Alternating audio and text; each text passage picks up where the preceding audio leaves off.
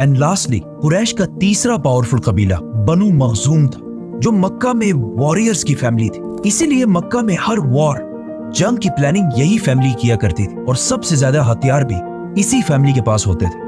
और बनु मखजूम का लीडर सबसे पावरफुल लीडर्स में से होता था, जिनमें से एक को अबू जहल के नाम से जाना जाता है। लेकिन हजरत उमर रज़ियल्लाहु अन्हु का ताल्लुक इन तीनों कबीलों में से एक के साथ भी नहीं था। उनका ताल्लुक कुरैश के एक दूसरे कबीले बनु अदी से था, जो कुरैश के एम्बेसडर्स का कबीला था। मतलब कुरैश का तर्जुमान, स्पोक्स पर्सन ज्यादातर इसी कबीले से होता था। और जब भी कुरैश के आपस में कभी लड़ाइयाँ होती थी, उन लड़ाइयों को भी यही कबीला हल किया करता था। और इनका लीडर था खत्ताब, हजरत उमर रज़ियल्लाहु अन्हु के वालिद। इसीलिए हजरत उमर की पर्सनैलिटी की ये साइन कि वो किसी भी बड़े मसले को बहुत ही आसानी से बातचीत और डिबेट के साथ हल कर लिया करते थे। उन्हें अपने वालिद के कबीले बनु अदी से मिली। लेकिन हजरत उमर रज़ियल्लाहु अन्हु की पर्सनैलिटी का एक दूसरा एंगल भी था, जो हम सब बार बार सुनते रहते हैं कि वो बहुत ही गुस्से वाले इंसान थे और बात बात पर दूसरे का सर काटने के लिए तैयार हो जाते थे। हजरत उमर की पर्सनैलिटी का ये ट्रेट उन्हें अपनी वालदा हंतमा बिनते हिशाम से मिला था,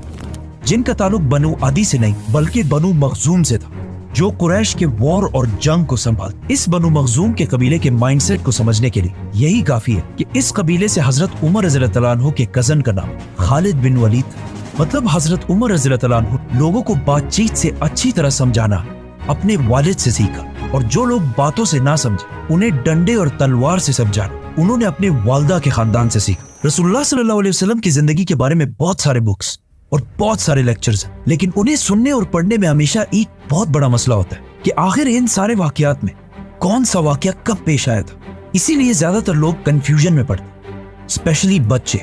इसी मसले को हल करने के लिए House of Books has launched prophet Muhammad series, जिसमें आप सल्लल्लाहु अलैहि वसल्लम की जिंदगी के बारे में ऑथेंटिक सोर्सेज के साथ सारे वाकयात लिखे हैं। And what I like the most about this कि इस सीरीज में सारे वाकयात को छोटे छोटे बुक्स में डिवाइड किया गया और हर बुक के ऊपर उसका अपना नंबर है, ताकि कोई भी स्पेशली बच्चे अगर इसे पढ़े तो एक सीक्वेंस के साथ आप सल्लल्लाहु अलैहि वसल्लम की जिंदगी को प्रॉपरली समझ सके।